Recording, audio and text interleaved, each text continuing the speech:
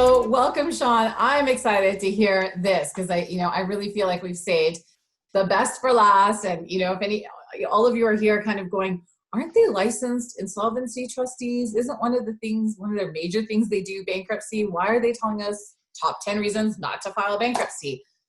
Because, we want to keep things interesting, and it's a conversation piece. We're all about normalizing this conversation. So, Shawn, thank you for being here and for this great idea. I'm going to let you take it away.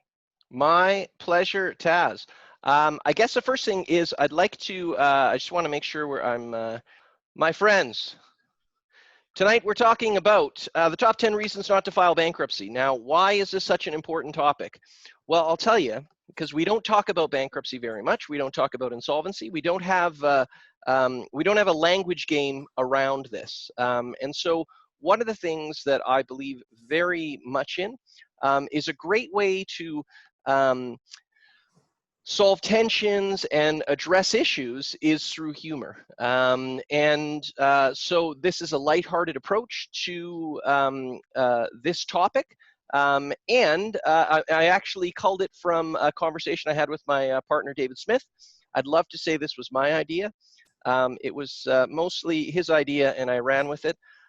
Anyone that works with me knows I will steal your good ideas in a heartbeat. And this is certainly one that I wouldn't say I've stolen. I've liberated it and raised it as my own. So the top 10 reasons. I was just going to say, Shawn, the first time you're like, oh, as my good friend David suggested. And then the second time it's like, oh, someone once suggested. And it's like, oh, as I always say. Yes. You have to give credit a couple times, and then it's like, yes, my idea of the top 10. That's the way it goes. That is the way it goes. So the top 10 reasons not to file bankruptcy. Number 10. Whoops, that didn't work. Losers don't pay their debts. Ouch, Shawn. Losers. So I have had this conversation more times in my career than I could possibly get through tonight. There is a concept that those that are unable to pay their debts are somehow miscreants and losers and irresponsible. It's completely a false fabrication. The reason why, Taz, as you know, how we get into debt is actually by being very, very, very good with our finances. That's actually how there is more and more credit gets extended towards us. And credit grantors that loan money, they don't loan money to losers. They loan money to clients that are going to make interest and pay interest on them. And for sure, inside of that credit arrangement, the creditors are aware of the ability of this restructuring because this stuff happens. And as you know, Taz, and we've talked about this many times in the past, it's often something that's outside of someone's control that they end up in an insolvency situation. So the number 10 reason why you wouldn't file bankruptcy, well, you don't want to be a loser. Well, here's the thing.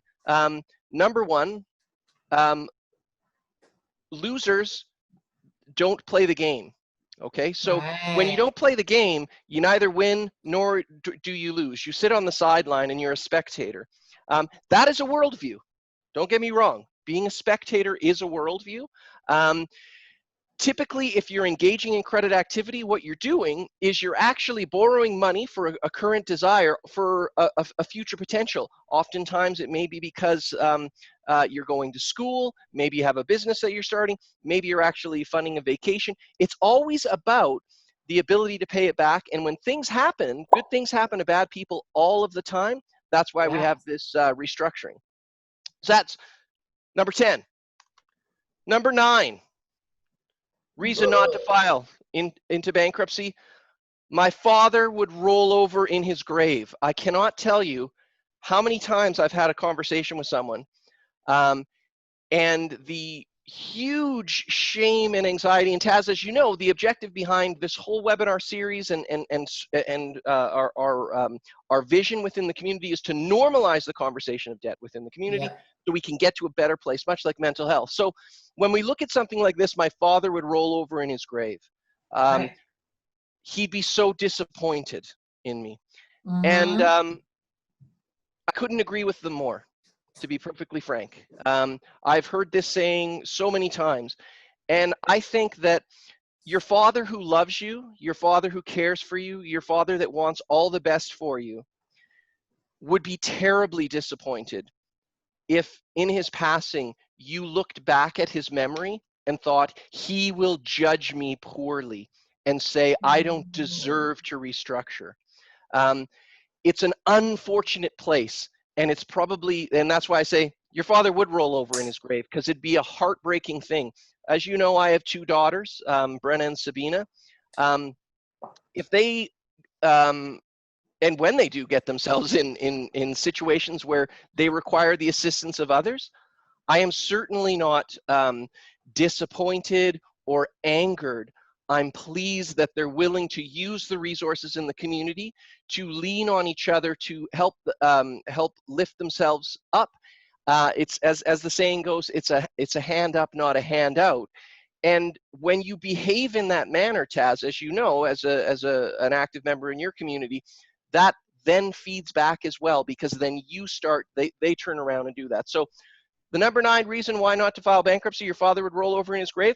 He would roll over in his grave if you were in a situation judging him in his passing, saying that he would think you're a bad person for trying to get a better health, better look on your future. Judgment. Amen. The number 8 reason why you should not file bankruptcy. I can't, or I'll lose my job. Yeah, isn't that a thing? Or not be able to get a job ever again? Or definitely it's one. I have heard this so many times. It's here's the thing. You can't be disciplined for exercising your right to restructure. You can't be disciplined at work because you, on your private time, have utilized some of the insolvency laws in Canada, which incidentally, our insolvency system, Taz, is one of the crown jewels of the insolvency systems in the world. To think that you would lose your job because you've exercised your right is patently ridiculous. Now, it begs the question, why is it that people believe this, right? Exactly. Well, here's why. Because when the word bankruptcy within our community, or pardon me, within our society, we don't really know what that word means. Okay, it gets dropped in all sorts of different places. We talk about being morally bankrupt, you know, empty of all moral conviction, and that's where a lot of this stuff gets tied in. This is a legal process. This is not a moral process, right? When we look at the word bankruptcy in games that we play, right? Monopoly. The game's over.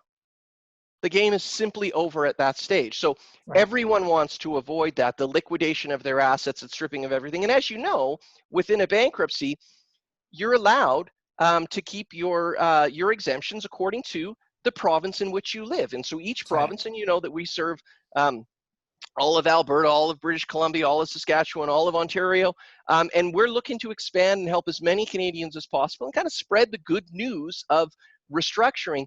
You cannot lose your job. It's incredibly important. I'll tell you, Taz, how you can lose your job. As you know, the huge toll and anxiety and stress that people suffer under, given the weight of debt that you can't pay, the crushing burden of debt is what the language in the court has used. That crushing burden has incredible impact on your mental health, your productivity. You ever have those days it's raining outside, you don't even want to get out of bed? Imagine a day that it's raining outside, you don't want to get out of bed, and the telephone's ringing because there's a creditor, right? Now go to work. Are you going to be productive? Are you going to be and when I use the word successful at work, I don't mean that you're doing a bad job, but there's only so much you can take. You've heard of the straw that broke the camel's back? It's not one straw, it's a series of straws, and this one happens to be a hay bale. like debt that is unbearable is completely destroys people. So Yeah. when they say I can't go bankrupt because I'll lose my job, it's just false. We have people that work in banks, as you know, that Hmm. file into bankruptcies. Okay. Yeah, Now, we would absolutely. always encourage someone, talk to your HR. If you're concerned about job loss, talk to your HR. Because you know something, your human resources department might say, huh, I get it. This is what's going on. It's just like any other very personal thing within your life. It's That's important right. that you speak with your HR department so they understand, because the relationship that you have with your employer is sacred, and you want to keep you don't want to give everything, you don't have to give everything up to them, but you want them to know where things are going on with you. And you certainly can't lose your job because of this. In fact, it's illegal to fire someone because of this. Absolutely. There are a lot of times though when you're applying for a job where it asks you, have you ever declared bankruptcy? So would, checking that off make it impossible for me to get that job? Well, no, and so in fact, what's interesting about that, like, so some people will actually say, well, you don't have to tell them. Just don't tell them that you've done this. Okay. Now, Right. here's what the problem with something like that is. You don't start off a relationship by not telling the truth, Nope, right? those never end well, and they always end. I was just going to say, yeah, that's how you end relationships, right? Yeah. So when you declare bankruptcy, it actually becomes part of the public record. So you could, and that's one of the people will say, well, will anyone know that I declared bankruptcy? Well, absolutely, anyone can know. You can go on to the website of the Office of the Superintendent of Bankruptcy. There's a section that says bankruptcy insolvency search records. You can click on that. You can then make a request on someone's name, anyone's name, because this is public record. It's important. Right. Part of this whole process is that it's open to the public so that they can see where it's at. Now, when I talk about the public, it's interested parties, right? So what the government has Right. done, Taz, if you want to look up someone's name, they charge you $8 to look it up. And so what that does is it Right. prevents people from just searching things like, oh, I don't like that Taz Rajan, I'm going to look her up, right? Because that's kind of like a little bit of a firewall for that. That'd be a So lot of money down the drain if it was just based on who didn't like me. I'm just saying. I I know, that's why I like you. I try to like as many people as possible. Saves me money and saves me time, you know? So that's a Awesome. very important one. You can't lose your job. Perfect. All right. So the number 7 reason, it's better the devil you know than the devil you don't know. You ever heard that expression before? Oh, yeah. I feel like this kind of talks to things like comfort zone and comfort zone versus the familiar zone. You Tell me go about it. first. No, no, Oh, no, no, no, please. well, I was just, this whole concept though about the devil you know, like it's still a devil that you know. And I guess it's just like it's human nature, right? Like we're creatures of habit. So if you think of, let's take it out of the financial realm, let's take it into something. I used to volunteer with the Calgary Women's Emergency Shelter. Yeah. And, women that are fleeing from abusive relationships, quite often though, they go back. And so it's not comfortable to be with somebody that abuses you, but it is familiar. It is the devil that you know. And just sometimes the unknown is so unfamiliar that we're not willing to try that unknown. And it's so interesting, I've never thought about this language before, but really when you say better the devil you know, like isn't it interesting that it's the devil, like it doesn't necessarily mean it's a good thing. Yeah, well, and that's the thing. Like, so one of the wonderful comforts of not moving forward, particularly when you're in a bad place, is that you know what tomorrow brings. Tomorrow brings what's happened today, right? Right. And today is the consequence of yesterday. And it's a worldview, right? So if I change, if I take a chance today, if I move and make a decision and go in this direction, I don't know what the outcome is. But if I Right. don't move, if I stay here, if I remain static, there's a safety involved in that, right? And it's an interesting place to be. And far be it from me to say, don't be safe, because I'm not suggesting that. I'm suggesting it's important that who we are as people, we are not the sum of our past choices. We are the Right. sum of our present mindset and our future focus. In the hierarchy of appropriate living, in the hierarchy of all the things, it is not reality that ranks at the top of the hierarchy of perception. The Right. highest focus isn't what's real. The highest focus is what's possible.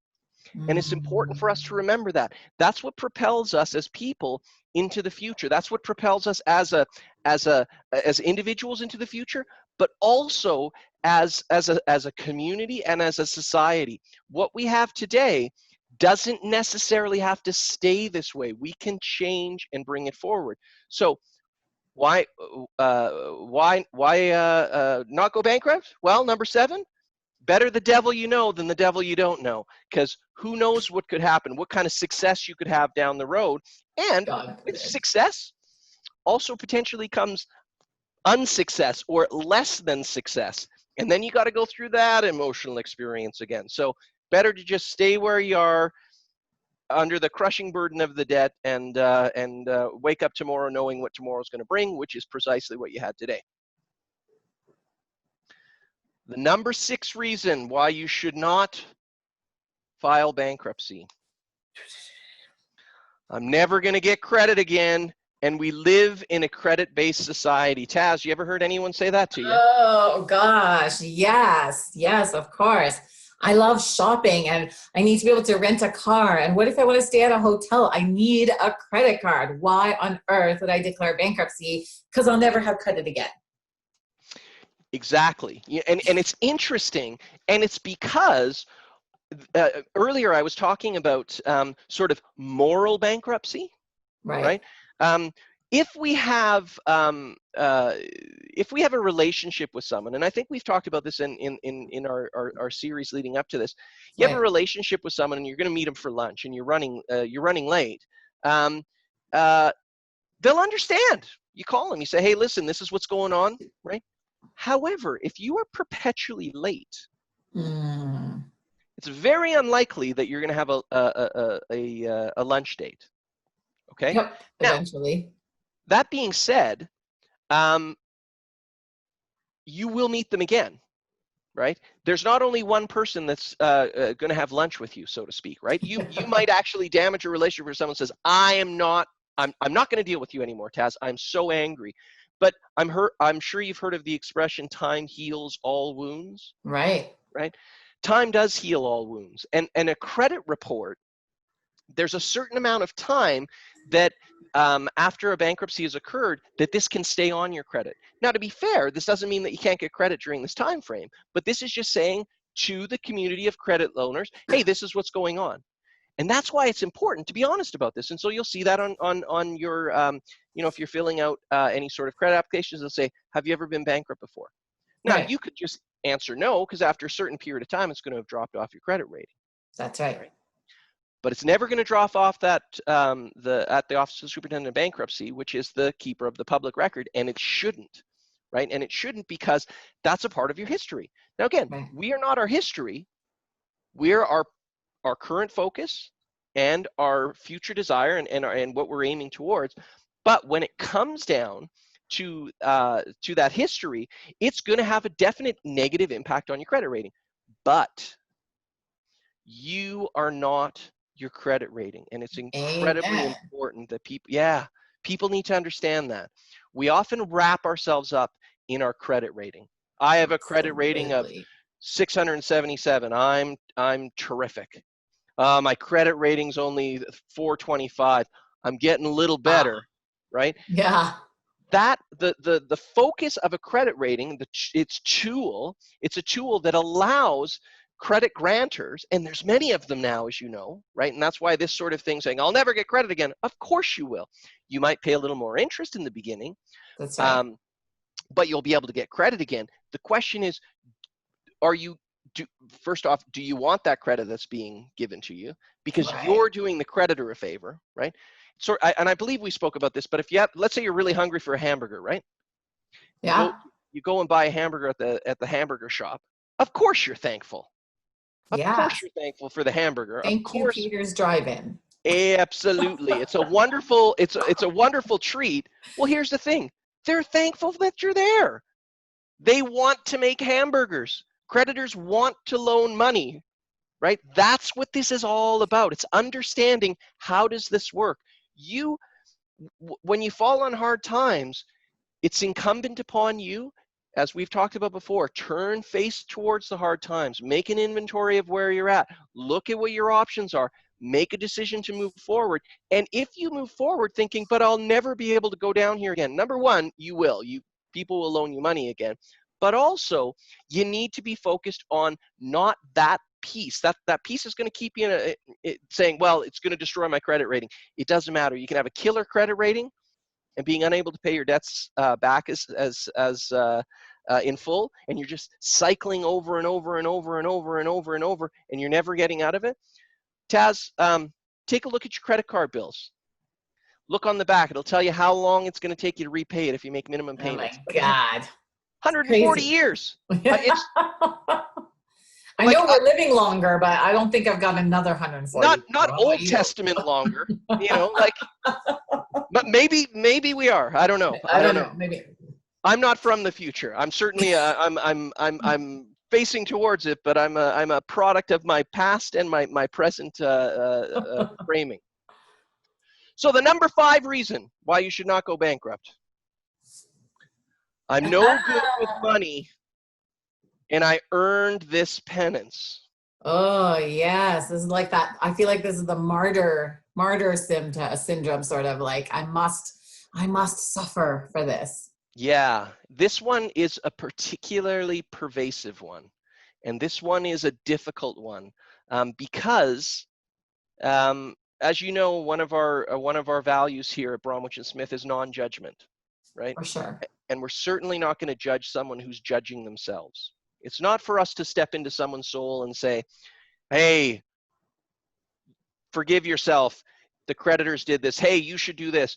Whatever you're doing, whatever you have to move through, you have to move through it. We're prepared to walk with you. We're prepared to walk down there.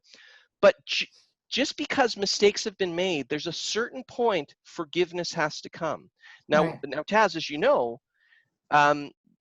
as licensed insolvency trustees, we're the only debt restructuring professional that's able to actually forgive debt. And of course, and this is across Canada, right? Now, there's going to be lots of people that are, as you know, that are going to advertise, hey, I can help settle all your debt. They're front ends to trustees.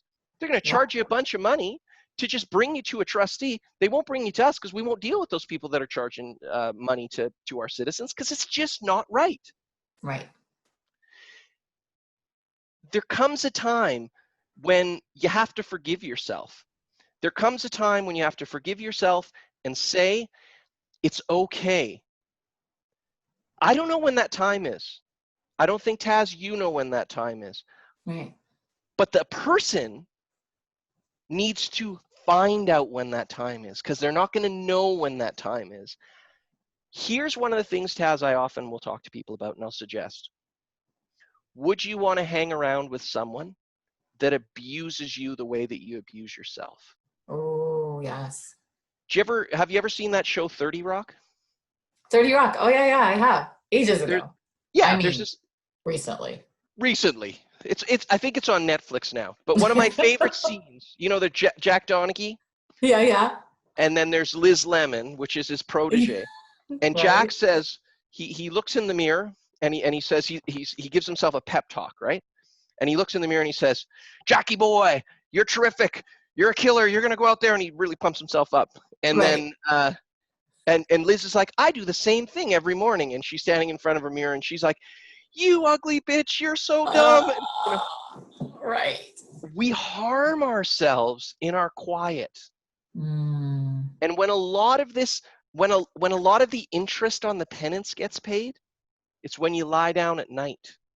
And it's when you wake up in the morning. And then you try to busy yourself throughout your day to forget about this. And it's this baggage you carry and it pulls you down. And that's where I was talking earlier about, this fallacy of, I'll lose my job. Well, when you're carrying all this penance, when you're doing all this stuff, you quite very well could lose your job, not because you file bankruptcy, but because you haven't dealt with this thing. There's a Right. terrific video that was shared with me many years ago, and it's this lady, and she's got a nail in her head, right? Oh, And yes, I remember this one. yeah, I shared it with you, and she says, she's like, oh, I got a splitting headache, and the husband's like, do you think it's the? She's like, it's not the nail. You're always talking about the nail, right?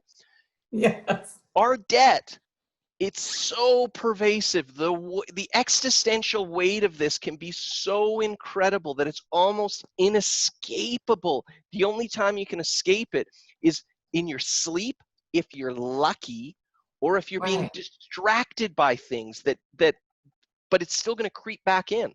So people that are watching this, takes huge courage to actually turn and watch this. And the reason why we're trying to make this a little more entertaining is because that's about the only way people will turn towards these things is if Yeah.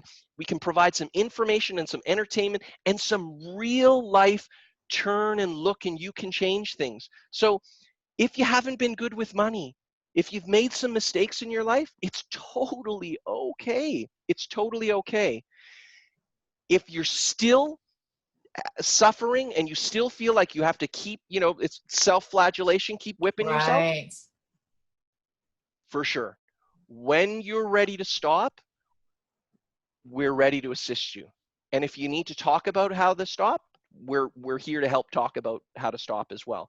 But know, and people should know, that the reason why we have this legislation is so that you can be restructured. Because the most valuable resource in a country, it's not oil, it's not fishing, it's not lumber, it's people. Right. All right. The number 4 reason why to avoid bankruptcy: I don't want to go to my grave having been bankrupt. Duh, duh, duh. Oh, that's a heavy one. It's a sad one. Yeah. When you start, there's a certain appropriateness, some people believe, to be aware of death, to be focused on death. We're all going to Right. die. It helps us stay focused in the moment and living. It's sometimes referred to as we're beings towards death. But when we're too afraid of that coming down the pipe, we're not actually living. And when we look at something like this, it's a strange judgment, right? I don't want to go to my grave having declared bankruptcy, because why? What is the reason behind that? Well, Yeah. it often goes back to that number 10 we talked about, right? I don't want to be a loser.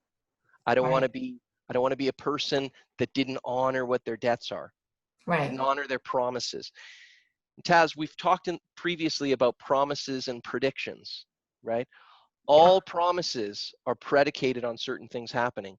And when things change, promises have to be reviewed. Agreements have to be renegotiated. We all know this intuitively. Just because you've inked something, just because you put signed your name, doesn't mean you don't have the ability to restructure. And it's very important. Here's the worst part about this, sister. Let's hear it. In the event that someone passes and they do have assets, okay, so they have a house, for example, right? And the equity in the home is insufficient to pay off the liabilities to the creditors, the executor of the estate may have to actually bankrupt that estate. Like, so a person that's actually passed on, their death estate can be put into bankruptcy. So it's a bit of a fool's errand to say, I don't want to go to my grave having been bankrupt, when after you've gone to your grave, your executor may actually have to put your estate into bankruptcy. And of Right. course, can you imagine all of the stress and anxiety of losing a loved one, and then unearthing sort of like, oh my goodness, this situation, and not in any sort of like they're going to be like, oh, what a terrible person. They're probably like, what a lot of suffering they must have been going through in these Yeah, ends. And as you know, stress is a huge killer. And one of the absolutely. number one stresses that people have, public speaking. So way to go, facing up your up to your the number one fear. The other one, money. People are super afraid of money. There are huge concerns about that. So this is a bit of a tragic one. And it's particularly as we see more and more seniors fall into this difficult place. And of course, they don't know how to have that conversation with their, in many ways, some of them don't have access, they don't know how to reach trustees, because it used to be that yellow book I used to talk about that would go out. Now it's the The internet. Google? The Google, now it's the internet. Yeah. And then of course, they're not sure who they're speaking to. And as you know, there's all sorts of, I was going to say nefarious, but I won't say nefarious characters. As I you will. just did, yeah. Well, I But you didn't. specifically didn't say it. No. That will pretend that they can assist you with these things, with insolvency proceedings, and really what they're doing is they're just taking a bunch of money and Yeah. then bringing it to a trustee. So, Unscrupulous, shall we say. yes, rapscallions, maybe even. Those, yes, those. Yeah. It's interesting you brought up the fear of public speaking, because they say most people would rather be in the box than giving the eulogy. Yeah. It's strange. It's totally Strange. strange for me But anyway.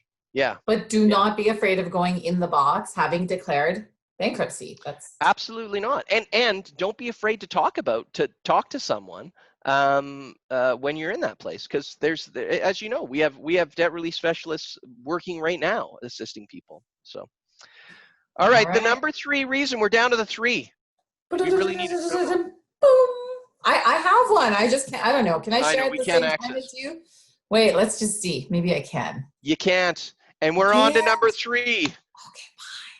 I don't want to go to jail. Taz, how many people have you Oh. met that have gone to jail for declaring bankruptcy? Uh, 0?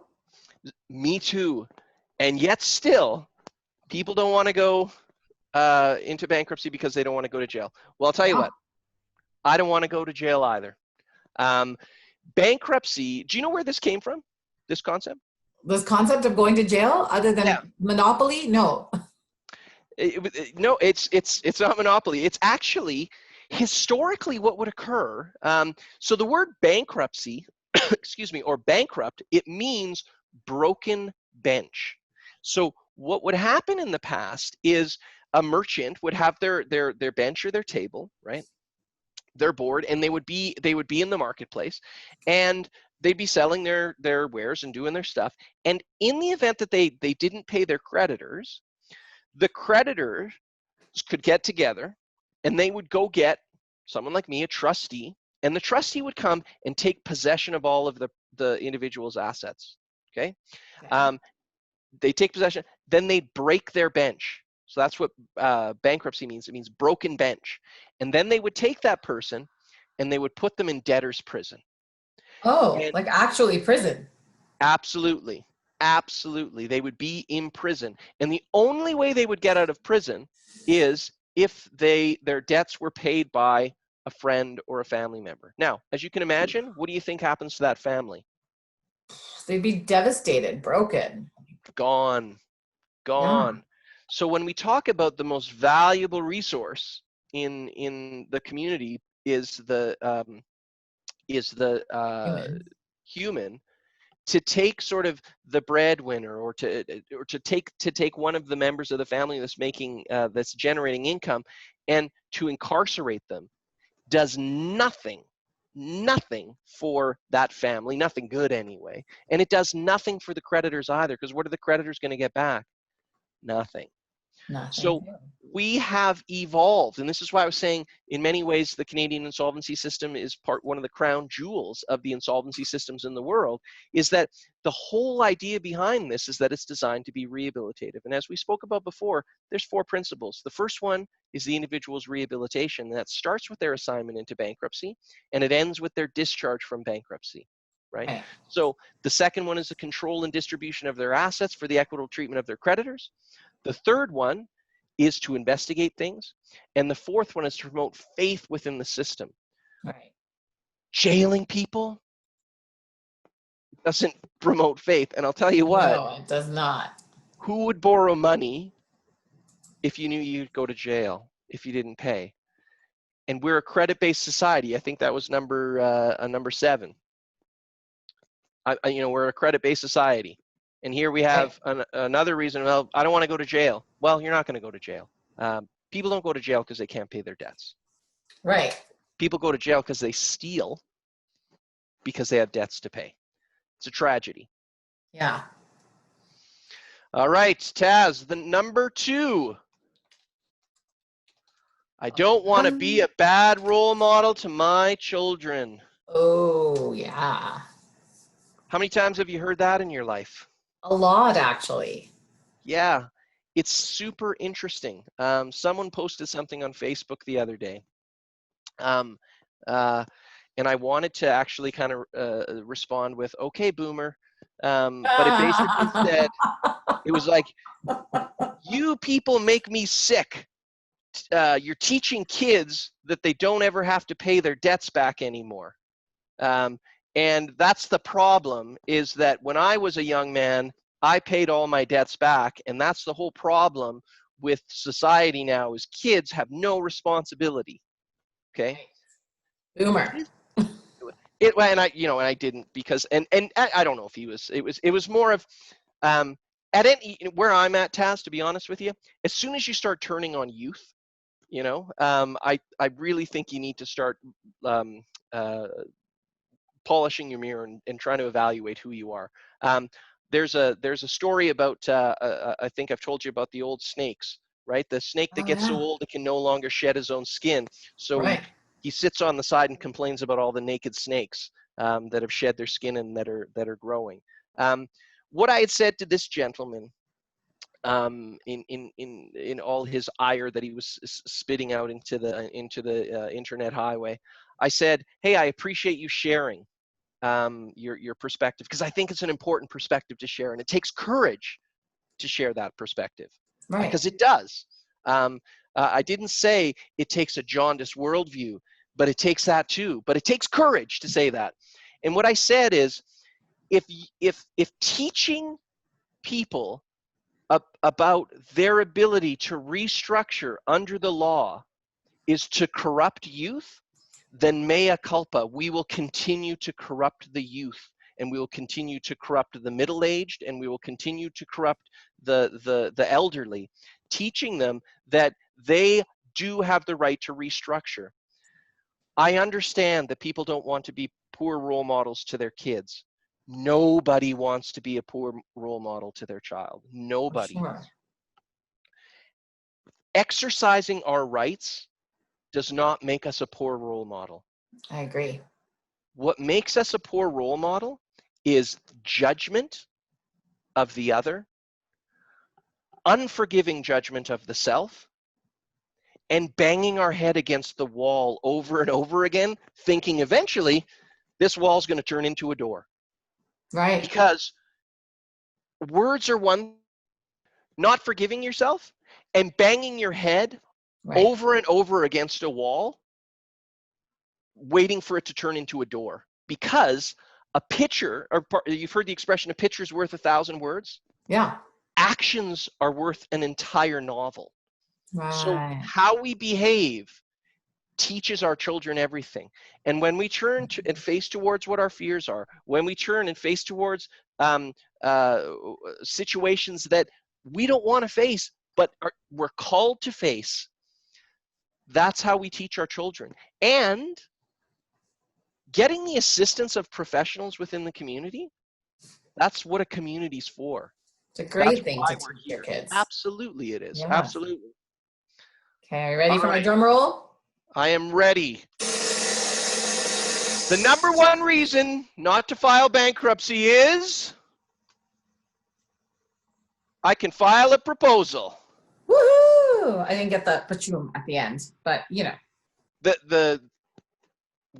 We can add the that symbol, later. the symbol. Wow. There we go. So you can file a proposal. Hey! This is so important, okay? This is so important. Nobody wants to see a doctor. I get it. Nobody wants to see a dentist. I get it, okay? You got a toothache? Go see a dentist. Don't go talking to a Sally mechanic. down the street. No, absolutely not. Unless you're saying, hey, do you know a good dentist? I need this. I bring this up because notwithstanding that we don't want to see a doctor, notwithstanding that we're afraid of doctors, notwithstanding that we might not want to ever be operated on, Yeah, we have God to forbid. turn towards that professional and say, this is what I need to do. Here's the tragedy of all of this. In order to avoid a bankruptcy, you actually need to go see a bankruptcy trustee. Now, you'll notice I called myself and the firm a bankruptcy trustee. And I'll tell you why I did that. Because that's what we are. That's the name we were called. That's law, like that was what, and that's a dead name now. So I'm not trying to dead name anything here, but like Right. that's what we were called. And that was changed by the Office of the Superintendent of Bankruptcy. And they changed it because it just wasn't palatable for citizens. They were like, there's no way I'm going to those guys. There's no way I'm talking to a trustee. And then what ended up Right. happening was all of these companies started forming up out of the ground, and they were saying, hey, I can help you, I can help you. And all they were doing was advertising, charging people, our citizens, money, and bringing them to a bankruptcy trustee to file a proposal. Right. You need to see a licensed insolvency trustee. We used to be called bankruptcy trustees in order to file a proposal. The name was changed in an effort by the superintendent of bankruptcy. We talked about her, Elizabeth Lang, to attempt to change the dialogue, to change the comfort level around talking about restructuring and filing proposals. Taz, almost, I think it's at 70% of the people we assist elect to file proposals. That's right. Okay. Now, the choice is theirs. It's super important. And if this is, you know, if someone's watching this and they've already filed into bankruptcy, guess what? You can file out of bankruptcy. You can file a proposal out of bankruptcy. That's right. You can talk to your trustee about that. Say, hey, I'm interested in doing this. How do I go about doing that? And if they say, I refuse to do it, call us. We can assist you with that, okay? Filing a proposal is a terrific opportunity because, number one, it doesn't impact your legal status, okay? So you get an inheritance, anything like that, you keep that. Number two, it's a certainty of a process, so you know precisely what's going to happen to this. Number three, there's a dignity in filing bankruptcy and saying, hey, I can't do this. I have the right to restructure. But there's also a dignity to say, listen, I can go into bankruptcy. I have that right. This is what you'll get. I'm willing to give you a little bit more. Will you take this? Now, that's an important thing to consider here, man. And here's why. Because if they say no, then there's a meeting. And we try to figure out, hey, what's the deal here? Why are we saying no? Is there something that we're missing from this? Right. No, all the no does is it triggers a meeting if they request a meeting, okay? Now, 98% of the time, the creditors will accept a proposal. It's very rare that they won't accept a proposal. The reason we find why they won't accept a proposal is in events where they want a little bit more money than the person can afford to offer, right? Right. Or they'd rather see you in bankruptcy because there's been some type of concern that might have happened and they would like to have it reviewed by the court. You're not going to go to jail, nothing like that, but that would be the reason. But usually it's all a money game. So if you're offering them a little more money, it's better. So the number one reason not to go bankrupt, it's because you can file a proposal. It's the same legislation. That's why it's called the Bankruptcy and Insolvency Act. It's to make our citizens solvent again. So if you're in a situation where you're unable to pay your debts as they become due, if you're in a situation where your creditors are calling you, if you're in a situation where the anxiety around your debts is weighing on you, even the smallest amount, such that you're like, you know what, I'm going to go to the gym after I do these things. If it's preventing you from moving forward and realizing your goals and your dreams, Right. you owe it to yourself, you owe it to the community, you owe it to your children, you owe it to your death estate to take the steps now and talk with a debt relief specialist to find out about proposals. Phenomenal. So good. Top 10 reasons not to fall Not into to file bankruptcy. bankruptcy. So good. Taz, as you know, we're licensed insolvency trustees, and we're committed to helping people rebuild their financial worth and get into a better situation. And of course, we strive to make sure that we provide the best service to our clients, and our clients being creditors as well. And we'll help people get a tailored solution specific to what their budget is. And so it's really important that people feel empowered, and that's the point of this. Normalize the conversation, talk to your friends, talk to your loved ones, but talk to a professional at Bromwich+Smith about how this works.